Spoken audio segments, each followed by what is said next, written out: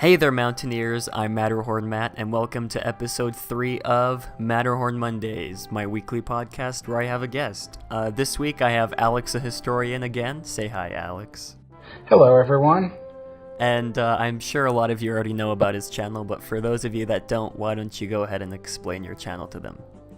All right, well, my channel basically has two different shows. One show is basically like a lecture series that talks about different rides or historical places within Disneyland, and then the other is into the park and talk about other items and places in the park that have historical value. Awesome, man. Yeah, you should definitely go check out his channel because he makes a lot of great content. I would definitely recommend it. And the topics for this week are Disneyland's infrastructure, original attractions in the park, and DCA's eventual name change.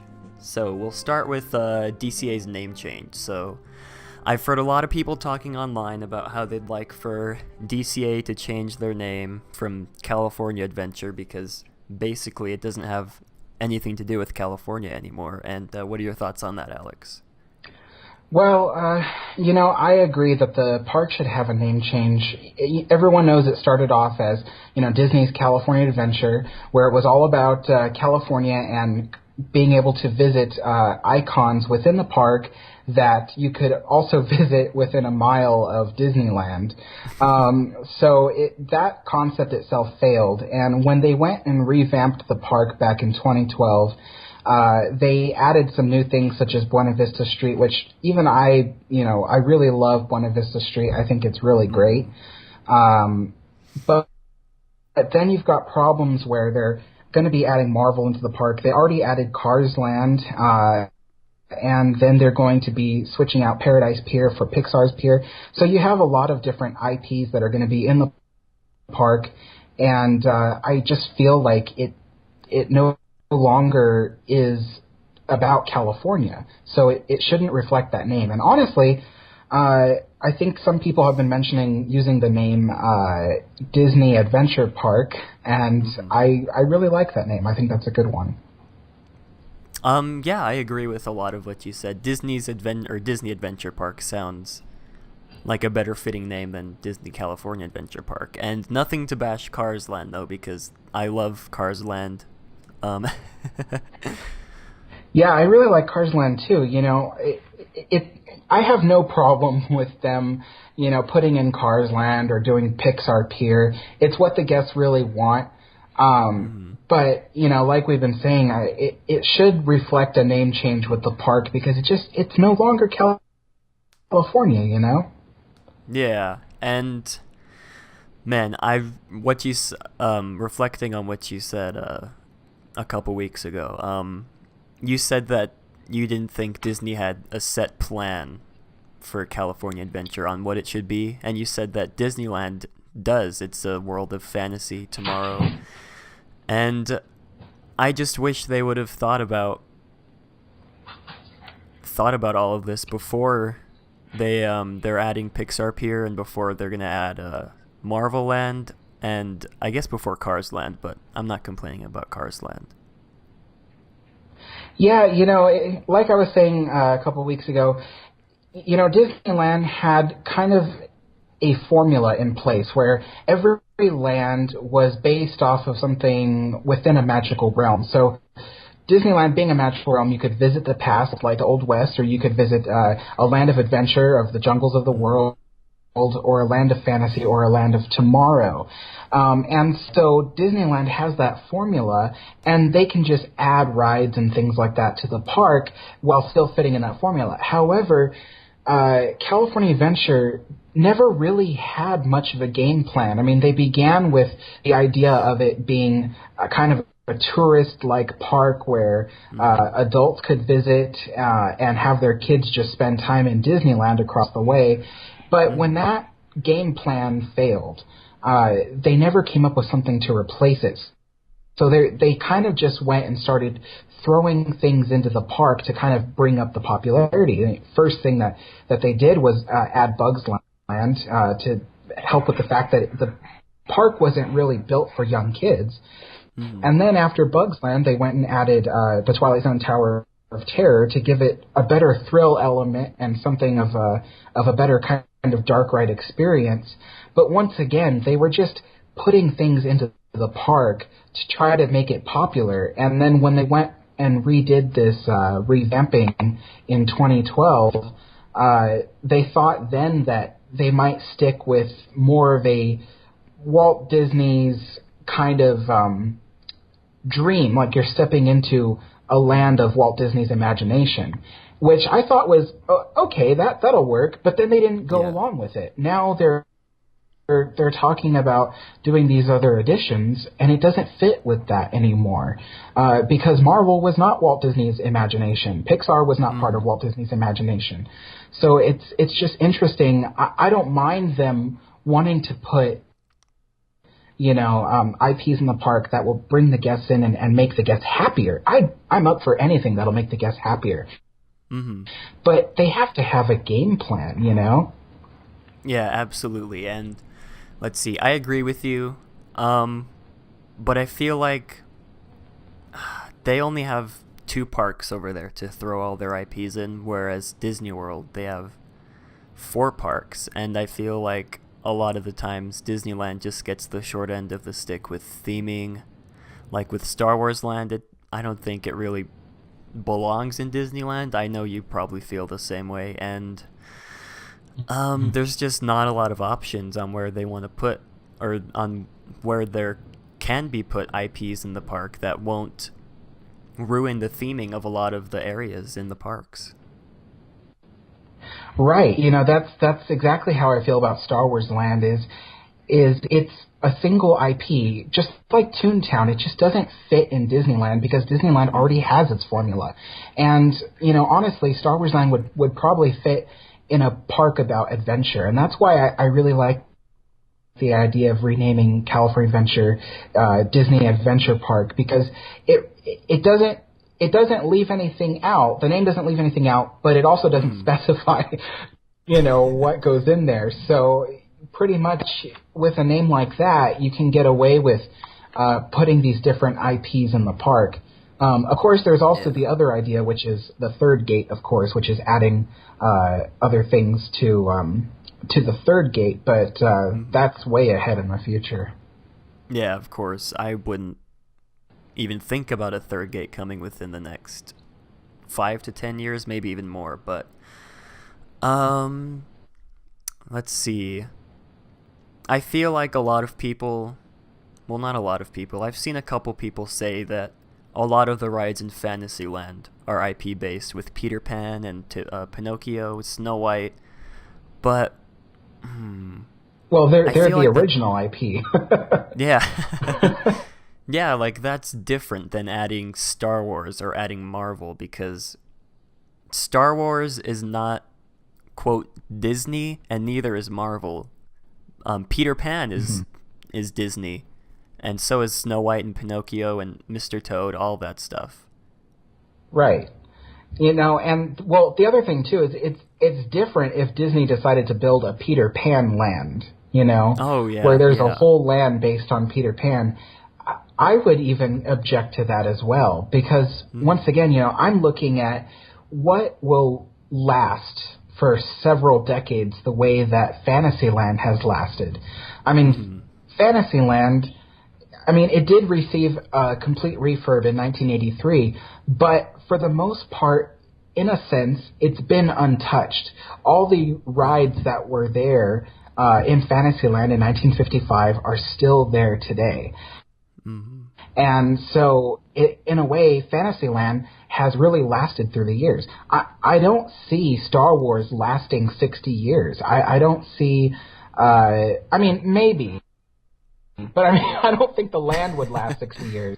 I don't think that the excitement for the land will last that long. And the same thing for Marvel. I don't see Marvel Land really lasting that long, even though Marvel's been around for a very long time.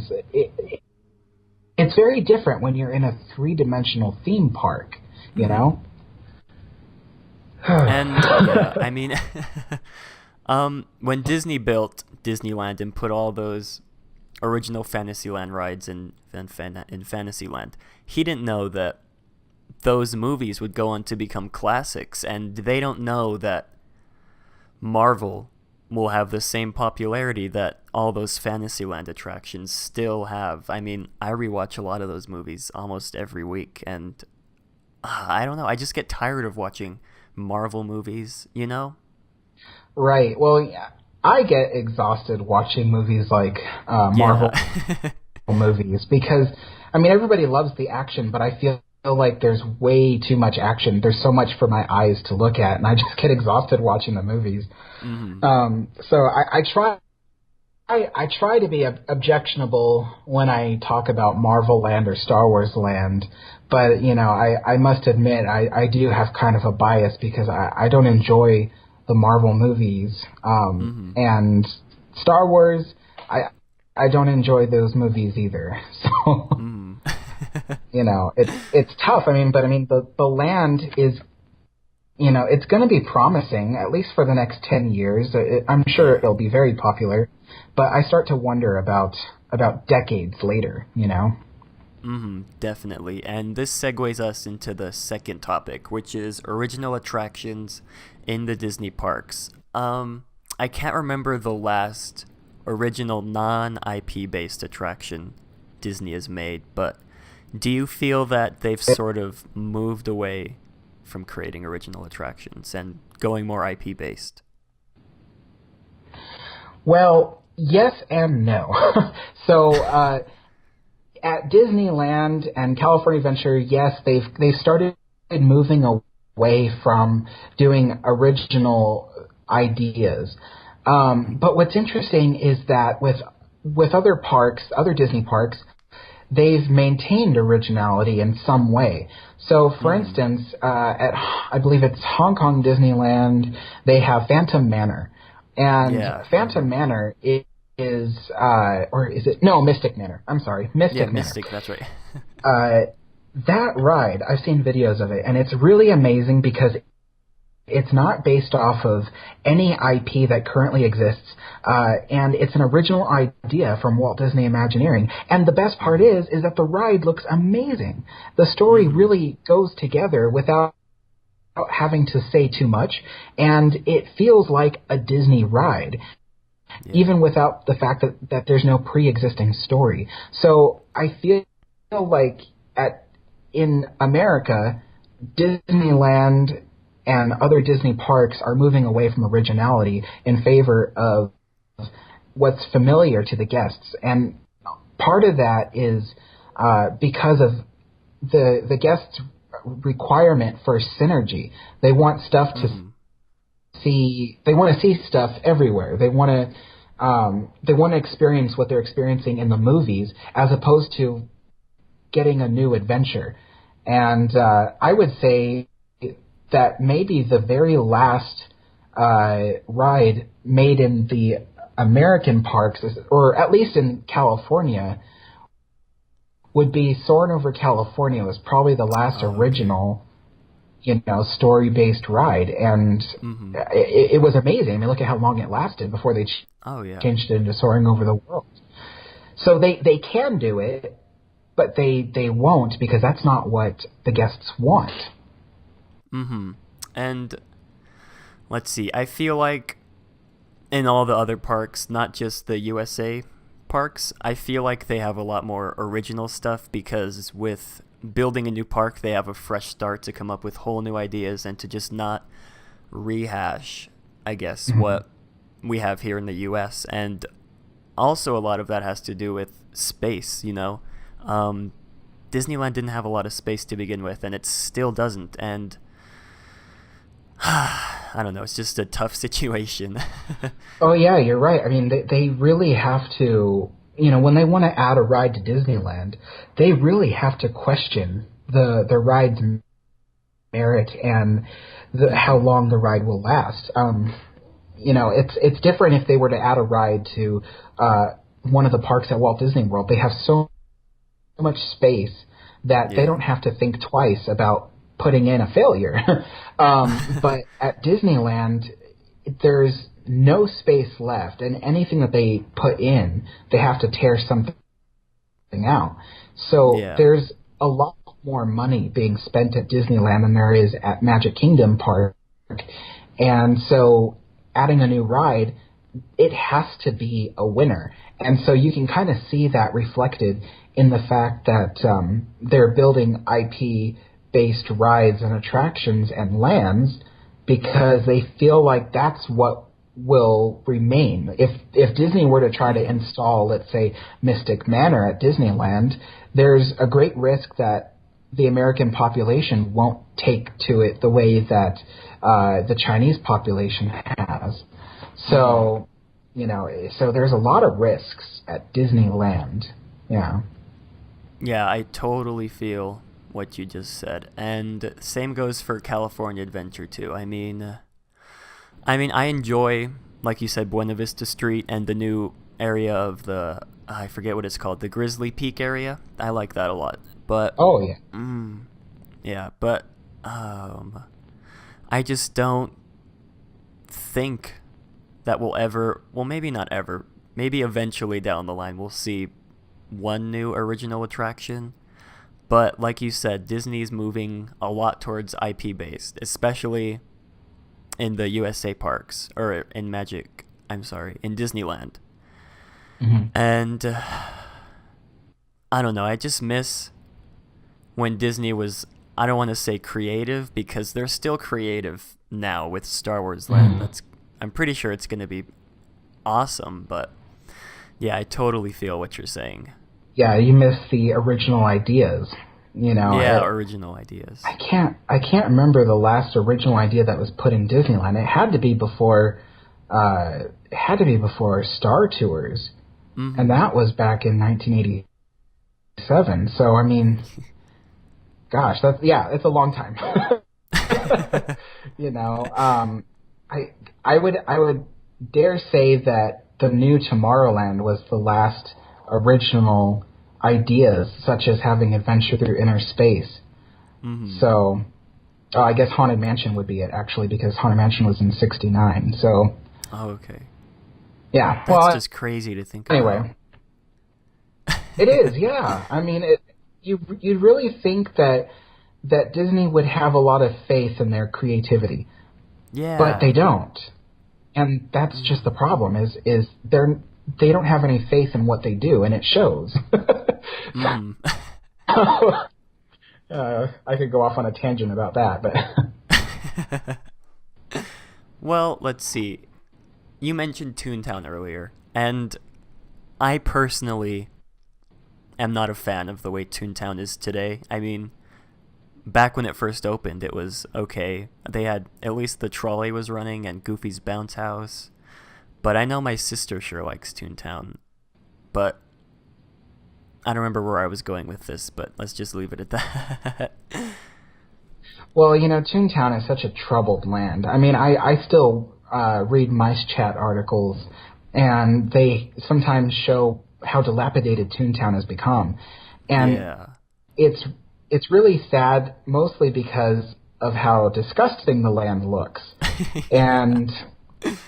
and the other thing too is it's really outlived its longevity and its purpose. Mm-hmm. And Roger Rabbit's Cartoon Spin, yes, it's still a popular ride at times. I'm going to say at times, because there's times I go there and the line is just empty, or the land is empty, even though the rest of the park is busy.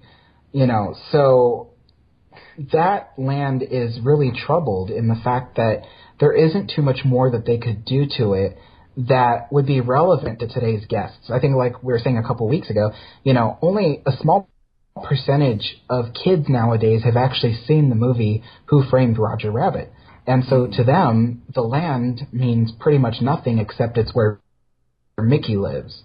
So, and there's so much missing from the land.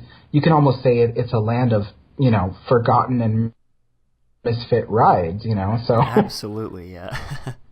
I mean, when it opened, it was a neat idea, having like a collective place where you can meet all of the most popular characters in the park. But now it's just, I agree with what you said, it's just outdated. I wouldn't mind if they just bulldozed all of it and used it for a Fantasyland expansion. but kept Roger Rabbit's ride. I like that ride.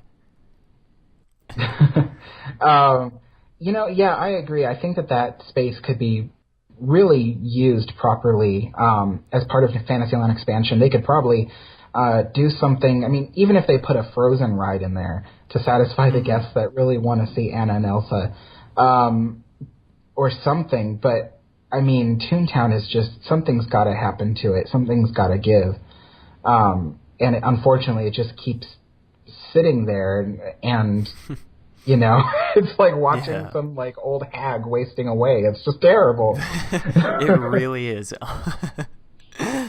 Oh boy. I just feel, besides A Small World, that whole little chunk of land back there is just really sad. I don't know. With the empty little river where those boats used to run. I don't know. What river? But I know what you're talking about. No. Yeah, I forget what it was called. I just remember little boats people being able to drive them around, but oh yeah, it's the Tomorrowland motorboat cruise. Yeah, that's what it's called. Yeah. I couldn't even remember the name. That's how bad it is. But anyways, on to our third topic, which is Disneyland's infrastructure. So, we touched on this a couple weeks ago. Obviously, Disneyland doesn't have the space that Magic Kingdom in Florida does when it comes to parades and fireworks and all that stuff. And I feel like at times it can be way too overcrowded with the parade going on and the fireworks and Phantasmic almost all happening at the exact same time, and all the guests basically having to go through one area to exit or enter the park, and it's just overcrowded. And what are your thoughts on that? Well, when Disneyland opened in 1955, it was designed to handle about 17,000 guests was its maximum, and all the walkways reflected that kind of foot traffic.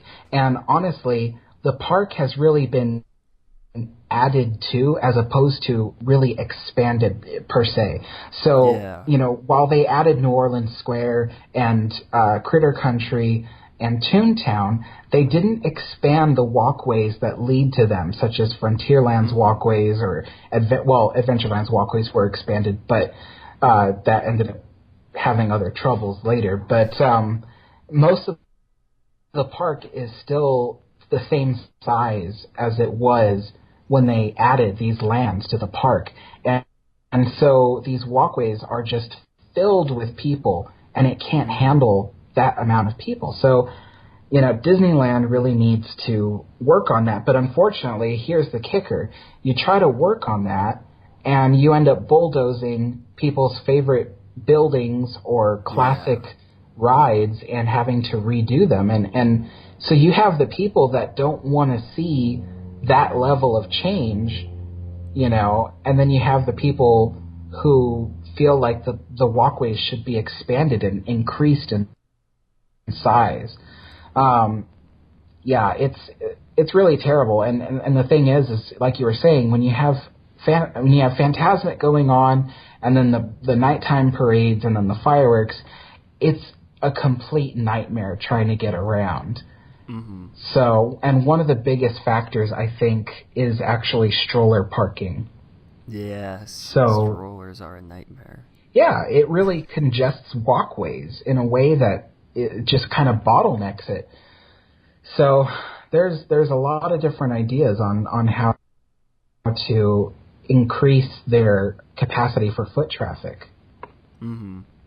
And like you said, if they wanted to expand on Main Street, they'd have to tear down a bunch of buildings and I guess move them back. But I don't think they'd ever want to do that, because that's Walt built that, Right. And with strollers, I'm not sure about this, but I don't think a lot of people actually used strollers back in the 50s.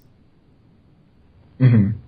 It was strollers were only used for like the youngest of children.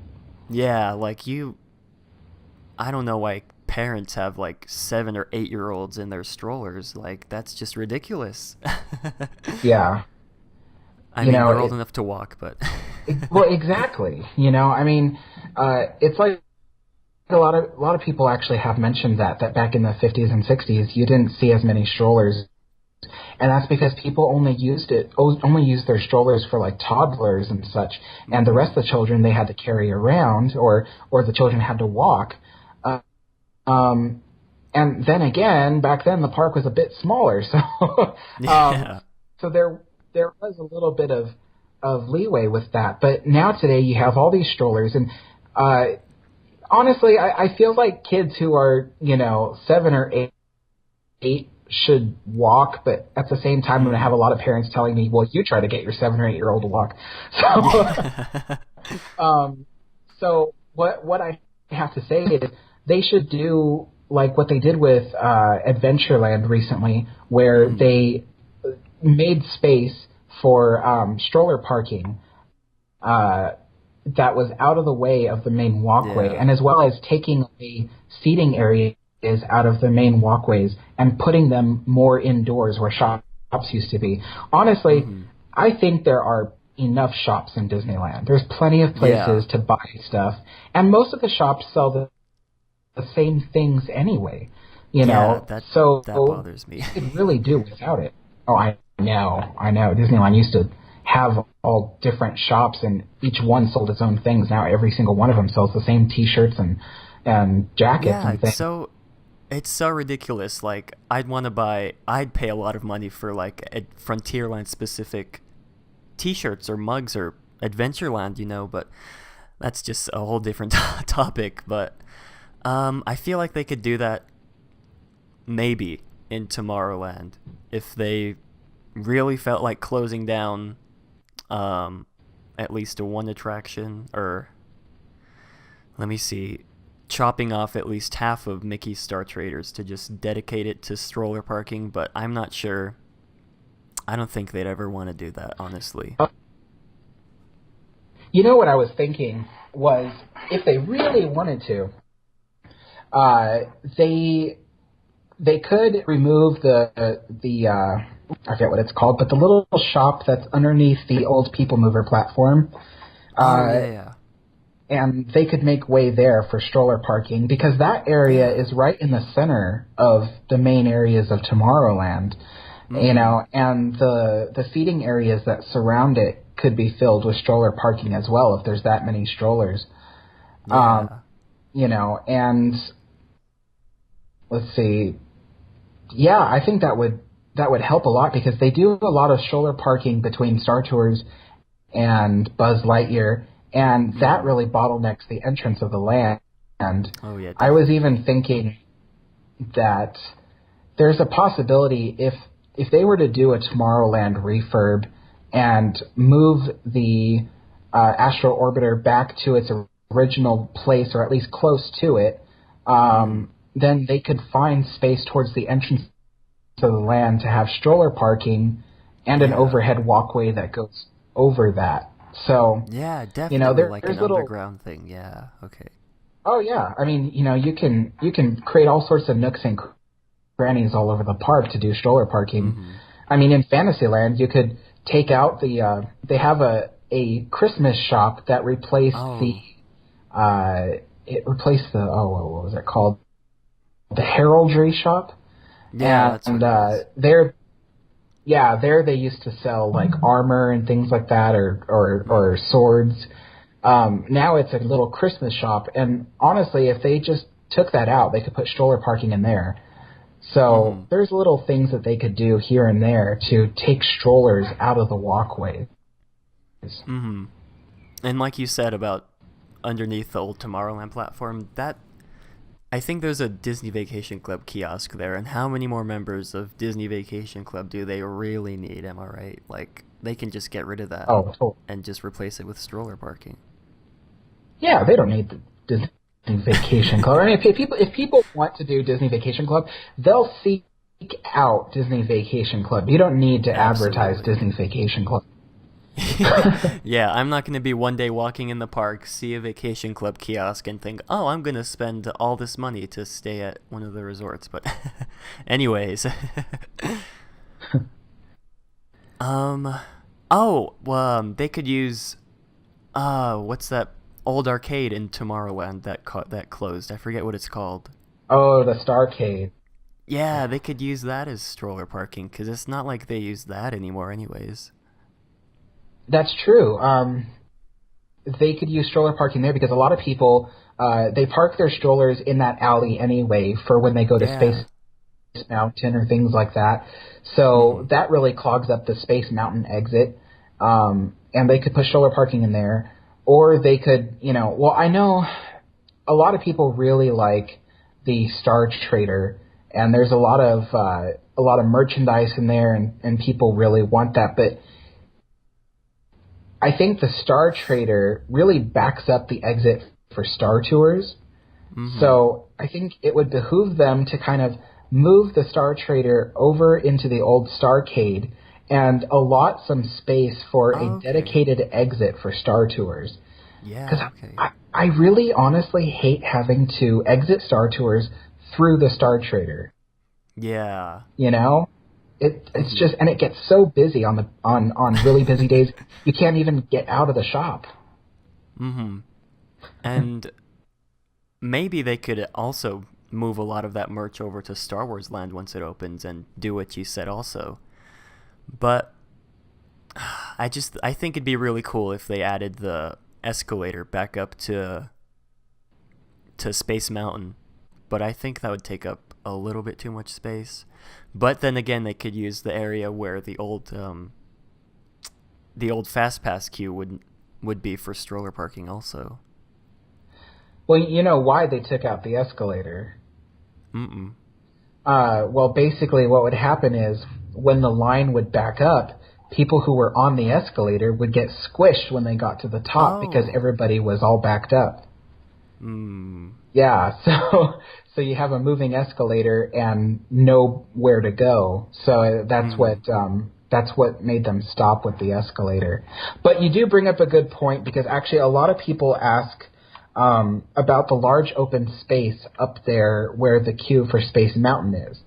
A lot Uh-huh. of people will ask you why they don't just have the queue wrap around up there, and the answer is because part of that surface up there is the roof for the 3D theater.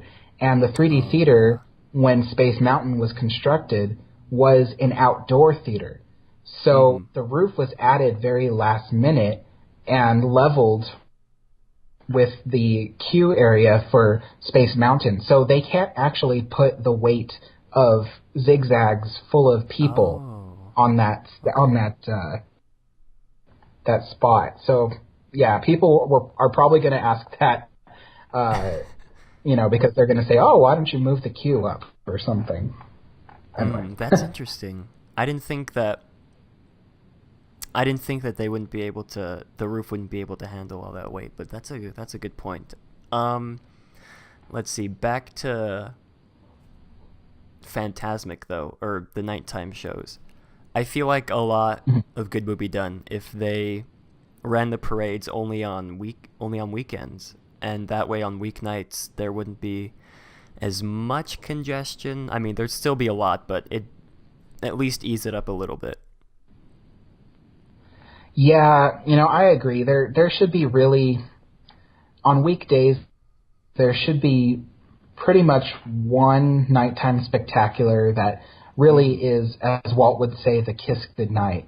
Yeah. And if it, I think Phantasmic's great. That's something that they could run every night if they really wanted to. But the parades, Mhm. honestly, the parades do the most damage because Yeah. it cuts through the park, right through the center.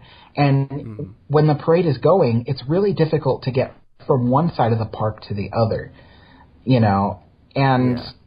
and it halts all kinds of traffic, especially down Main Street. They had to add the guest flow corridors to Main Street, which Oh yeah. help a little bit, but it disorients the guests because they're not used to bypassing Main Street like that.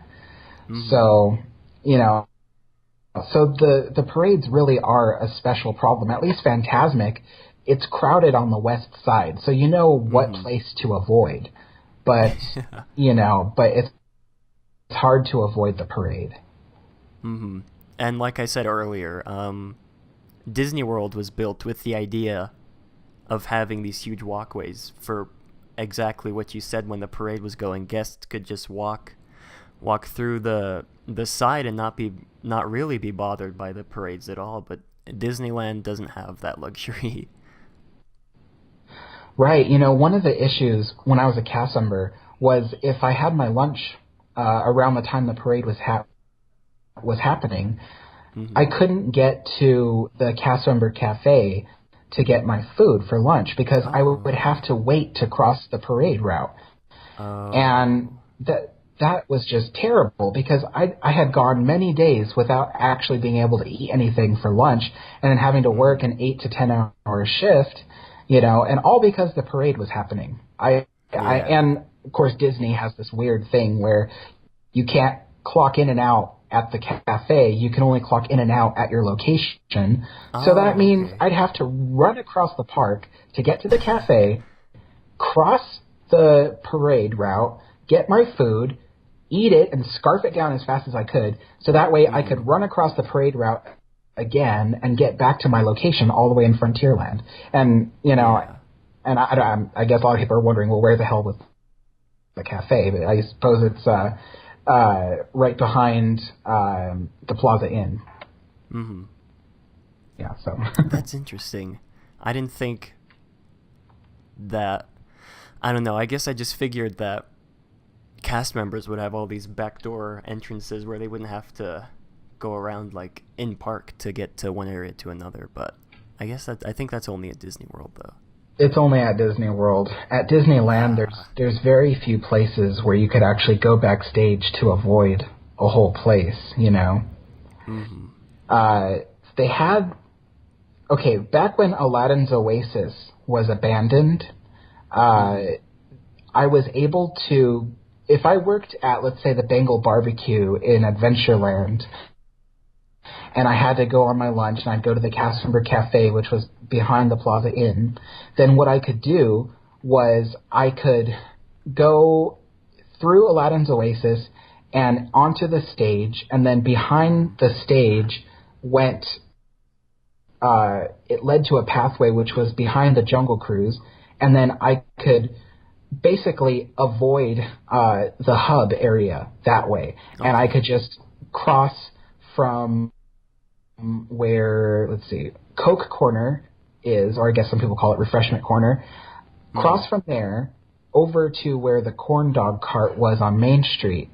So basically, I was able to bypass the hub area, which was very busy, especially for fireworks.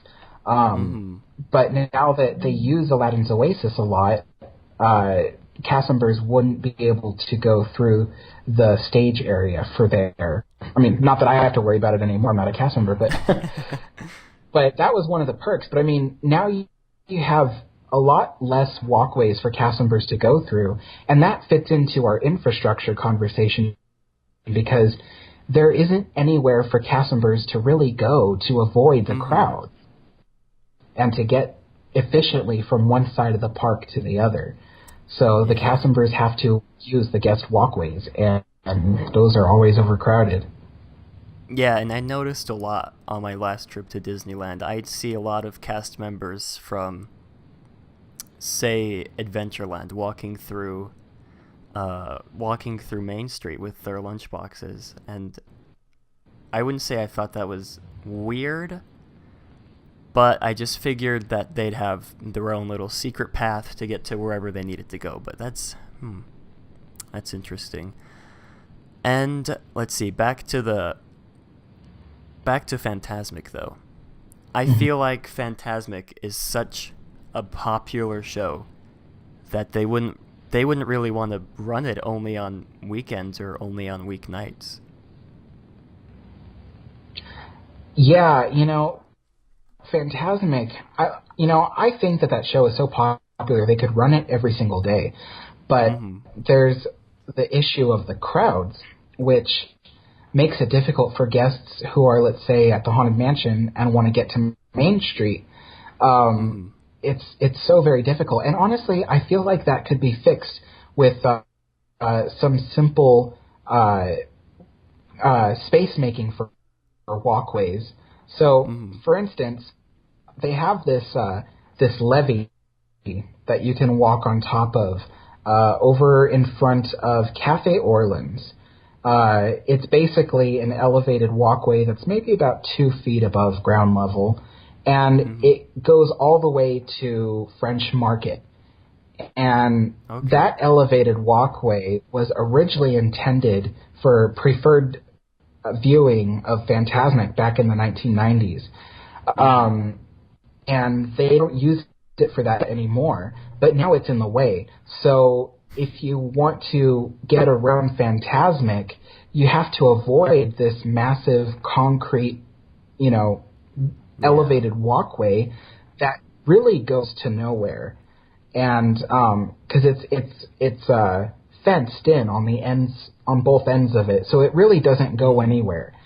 And they could literally bulldoze that and then create a proper fence with a planter area that that separates the moving walkway from where the seating and viewing area is for Fantasmic. So they could create a space that literally takes you from Haunted Mansion all the way to Frontierland, or where Pirates of the Caribbean is. And that could really help with alleviating space. But, of course, that requires demolition of that elevated walkway, and it creates no financial return for the company, so they don't see a reason to demolish it and create space. But honestly, there is a way for people who get stuck back there. There is a way. Oh man, I'm trying to picture where that is, but I can't figure it out. But anyways, I'm trying to think of ways of walkways they could build that would help guests get around Fantasmic, but the only thing I can think is just either going above ground or below ground, and that seems way too costly, in my opinion, at least for Disney. Yeah, way too costly for something that doesn't generate revenue, Yeah. So it's like the whole New Orleans Square area was redone in 1992, so that way people could better see Fantasmic. And that kind of construction was done because there was a financial return to it. The show brought people in at nighttime. So they had a reason to justify the cost of redoing New Orleans Square. But now today there is no reason to justify that kind of cost. And so really it would be up to a surplus in budget for them to want to tackle that issue. But, I could tell you, for anyone that knows about the walkway that I'm talking about in New Orleans Square, if they were to literally flatten that and then just create a barrier that separates the walkway from the viewing area, they could honestly get people in and out of New Orleans Square faster if they did that. There's no reason for that elevated walkway to be there. It just gets in the way, and nobody uses it for Fantasmic anyway, so it's just empty. So yeah, and a lot of the, I guess, premium viewing for Fantasmic that I've seen in YouTube videos online isn't the best. It's like off to the side. But anyways, let's see. I'm trying to think of other congested areas in the park besides New Orleans Square and Tomorrowland. I'll tell you. Okay. The area between Matterhorn and Alice in Wonderland. So that walkway there gets so congested, and when the parade goes through there, there's no walking space at all. They have to block that off to guests because it's just so narrow. Yeah. And I can't help but wonder if when Disney does this new Fantasyland reconstruction, if they're going to tackle that issue, because there's word that maybe, possibly, somewhere down the line, Mr. Toad's Wild Ride might be on the chopping block. And honestly, Mr. Toad's ride is exactly where that walkway is. Mm-hmm. So, it's possible they might create some extra space so there's both walking space and seating space for the parade route. Okay, yeah. I would like to see that, at least, to create some walking space to get around the parade in that area, because at nighttime, let's say when they have Paint the Night or Main Street Electrical Parade, they're already blocking off the castle area for the fireworks, so you can't get through the castle to get to Fantasyland, and then you can't get behind the Matterhorn where Alice in Wonderland is, because the parade's happening right there. So it really blocks off some spaces and congests the Big Thunder Ranch pathway. Mm-hmm. So because everybody wants to get in and out through there, as well as the walkway that is between Finding Nemo and Matterhorn, that can get congested during parade times as well. Oh, yeah, absolutely. Well, the path between Matterhorn and Finding Nemo could easily be solved by a couple concrete trucks coming in, but like we said a couple weeks ago, I don't think that'll be happening anytime soon, but I wish it would, but that's a whole nother conversation. But yeah, that walkway between Matterhorn and Finding Nemo submarine is just terrible, because every time I walk through there, even during the day when the parades aren't going on, there's always so many people, because the queue for Matterhorn goes through there also, and then the people have to make their way through, and it's just a terrible place to be. Yeah, it's ridiculous.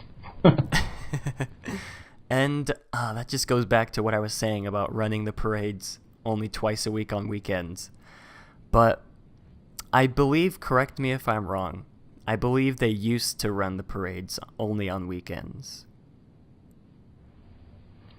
I don't know, but that does make sense, because the weekends were their most popular times, and so once there was a time when, Fantasmic was only done on weekends, and now they do it whenever they deem that it's busy enough.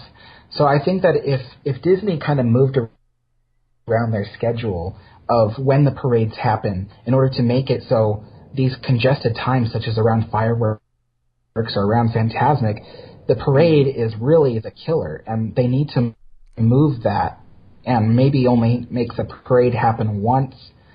Yeah. I don't know. A day instead of twice. Of course, a lot of people would kill me for saying that, because a lot of people just love the parade. They tell me, I hate Fantasmic or I hate the fireworks, I'd rather see the parade. And I go, come on, the parade is the one thing that creates all that traffic through the whole park. Yeah. And I don't know, I prefer Fantasmic over the Main Street Electrical Parade, honestly.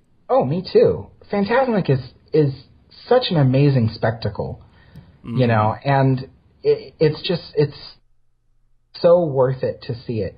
The only thing I wish is that Fantasmic had, I don't know, I guess a way to sit down properly instead of, sitting crisscross applesauce, because my legs get, completely, what's the word? My blood circulation gets cut off, and then my legs become numb, so I can't sit down and watch that show.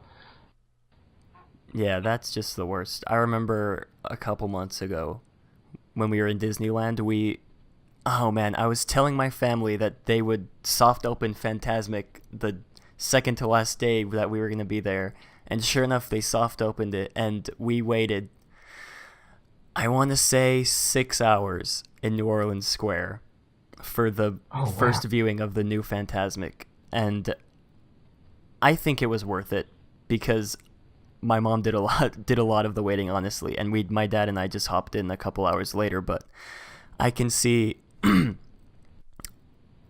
don't know how she did it, honestly, but it really was worth it. And a lot of people think that it's worth it to wait all those hours for Fantasmic and for the parade and for the fireworks, because it's just the memories that you get from waiting in line, interacting with all the people around you, and then the event itself is just fantastic. Well,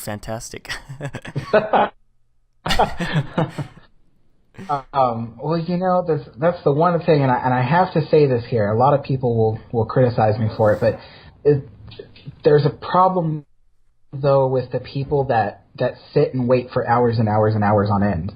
Because they put down like their towels and whatever, and they sit on their towels for 5 to 6 hours, to wait for these shows. And it creates a lot of congestion. And then the other problem is people who are spending their time getting dinner or riding rides, they don't get to experience the first showings of those shows because everyone has waited so many hours to see it. So they took up all the spots, So I like the idea that that Fantasmic now has Fast Pass. Mm-hmm. A lot of people hated that, but I liked it. Shush. I liked it because you don't have to worry about, am I going to get that spot? Now it's more like first come, first serve, but for people who've only been there for the past 10 minutes, you know what I mean? Mm-hmm. So it feels more fair. Is I think the word I'm trying to find. Yeah, absolutely. I feel the same way that you do about people setting out all their huge 10-foot by 10-foot blankets to save spots for everything, but I guess, I guess we're guilty of that. But I guess it's because we have a family of 4 that goes all the time, but yeah. What was I going to say? I forgot what I was going to say, but with, like how you said Fantasmic with the Fast Passes, it's like how they did with World of Color in California Adventure, because they have Fast Passes for that, right? Yes. Okay, yeah. I really like, I like Fast Pass for World of Color as well, because you can kind of tell by your Fast Pass where you're going to be standing, and if you got a really good spot. I learned early on that you're not going to get a very good view if you're in like the wet zone, because you're so close to the fountains that you can't really see the whole big picture. It's all happening above you.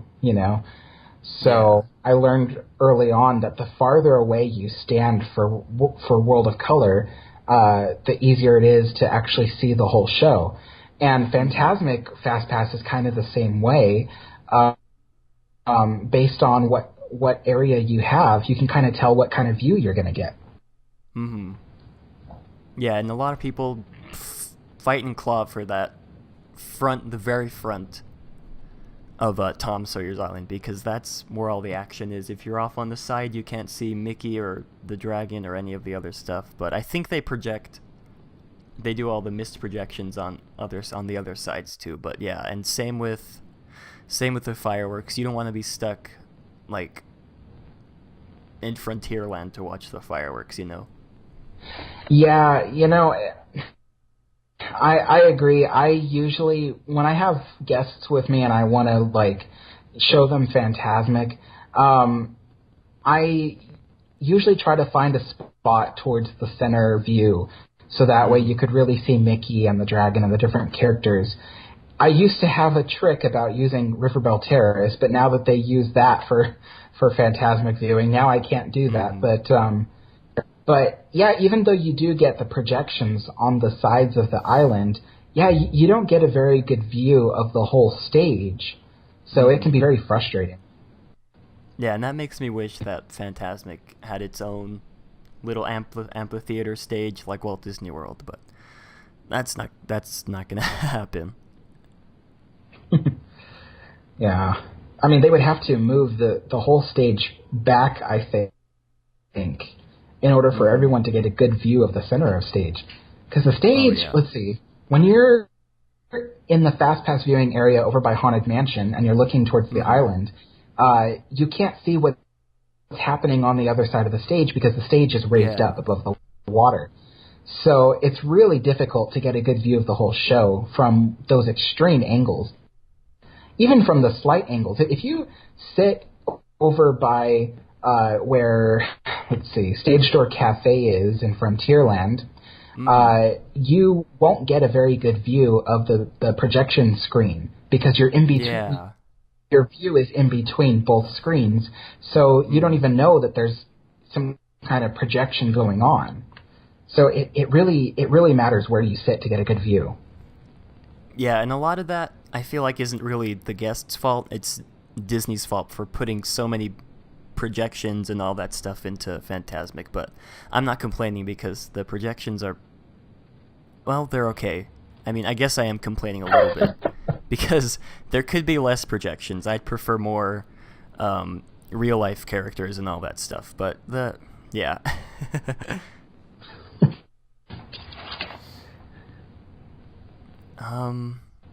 Let's see. What else? Do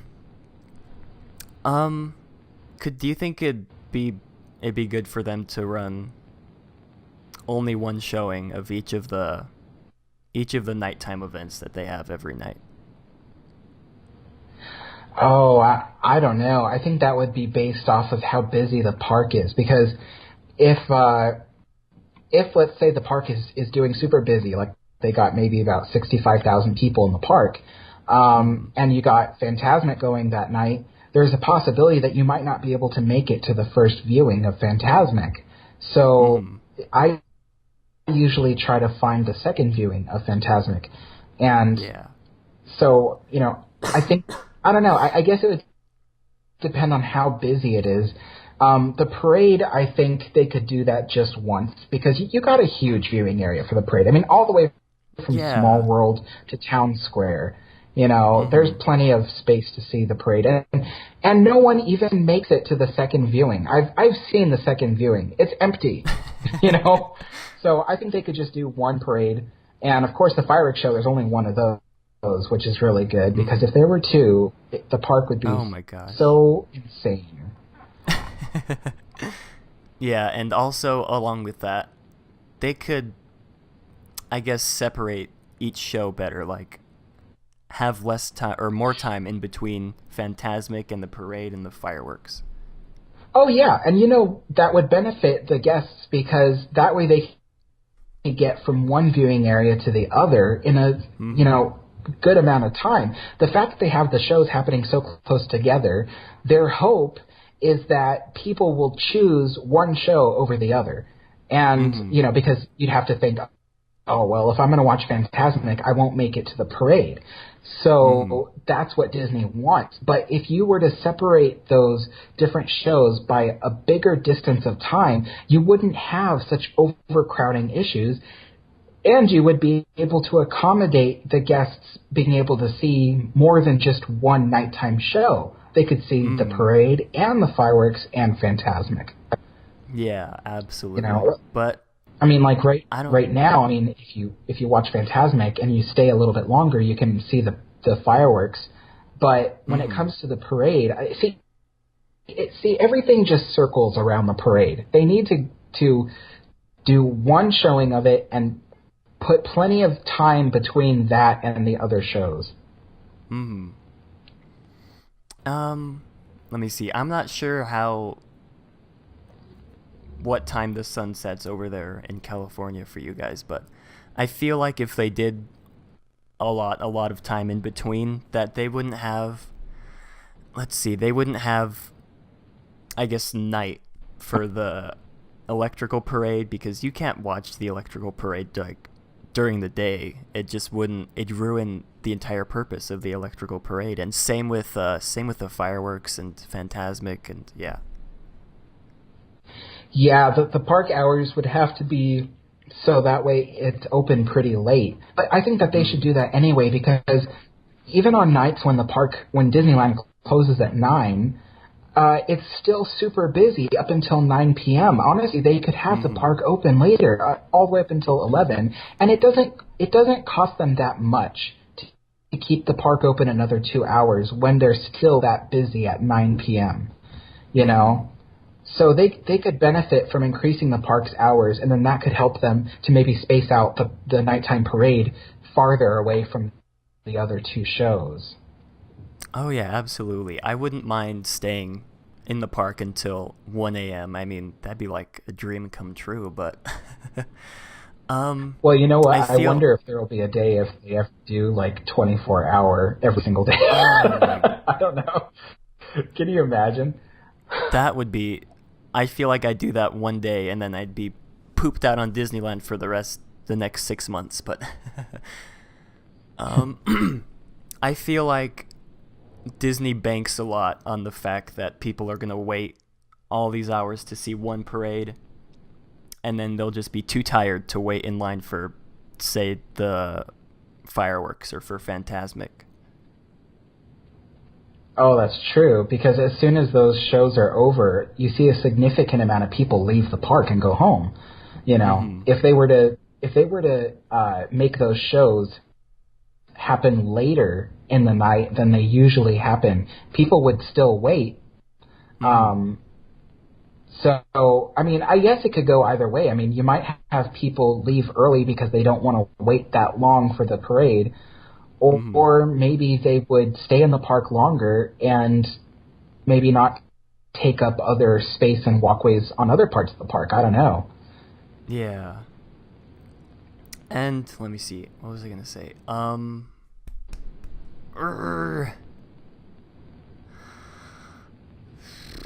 Well, I guess... I don't know, because DCA only has World of Color at night. And I believe there are 2 showings of World of Color. And World of Color is an amazing show, along with Fantasmic. But I think they need to add another nighttime event over at DCA to help draw the crowds from Disneyland over there.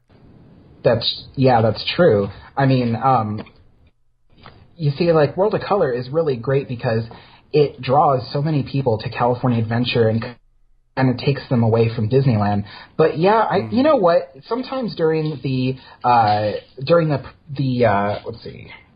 of July events, they have a little fireworks show that kind of precedes World of Color.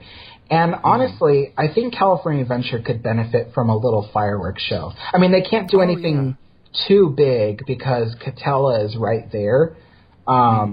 But they could do a little mini fireworks event, and I think that would be really great. They could use the World of Color fountains, you know, to kind of dress it up the way that they do for 4th of July. So they could do other shows there, I think. Yeah, that'd be awesome, having fireworks along with the fountain projections. But I think that's why they're moving Paint the Night over to DCA, so they can help draw more crowds over there. And I guess I'm not sure. Yeah, and I'm not sure if they've announced a new nighttime parade to replace Main Street Electrical Parade over at Disneyland. But I did see that they're moving the Pixar Play Parade or whatever it's called over to Disneyland. But I don't know that many people who would want to go to Disneyland to see a Pixar parade. Oh, I know. You know, I mean, you know, I used to work at DCA over by Pacific Wharf, and every single day, twice a day, I saw the Pixar Play Parade. And I do not think it is even close to one of Disney's best parades. You know, and I would be so disappointed if Disney put that parade over at Disneyland, because Disneyland deserves better. You know, honestly, I mean, I think Mickey's Soundsational should stay. Mickey's Soundsational is really good. You know, I mean, I know it's getting old, but I mean, Pixar Play Parade is even older. So, you know, but Mickey's Soundsational feels like a Disneyland parade, and it should stay there. I don't know why they would move the Pixar Play Parade over there. I mean, in my opinion, it just sucks. Yeah, I've never even seen it. That's how much I think it sucks. Yeah, let's see. You're not missing anything. Let's see. I feel like Paint the Night was one of the best parades nighttime parades Disney has ever done, and I don't know how they're gonna top Paint the Night. And along with the fireworks show that ran with the 60th anniversary, that was a really great fireworks show that ran, and I'm not sure when they're gonna come up or announce a new nighttime parade for Disneyland, unless I missed it somewhere. You guys in the description can or in the comments can correct me on that if I'm wrong, but I feel like of the time it's not gonna have a nighttime parade. It'll be good for the park, but then I could see a lot of people complaining that there won't be a nighttime parade. Yeah, that's true. I mean, I agree with what you said. It would be good for the park to not have a nighttime parade because we've just been talking about how the parade really clogs things up, especially when you have Fantasmic and the fireworks going on. But yeah, there are a lot of people who would say Disneyland needs a nighttime parade. Personally, I don't think Disneyland needs a nighttime parade, but I do think Paint the Night was very important to Disneyland, and so I can see that one for people arguing for it to stay. But honestly, I feel like Disneyland has Fantasmic and the fireworks, and that's all Disneyland really needs at night.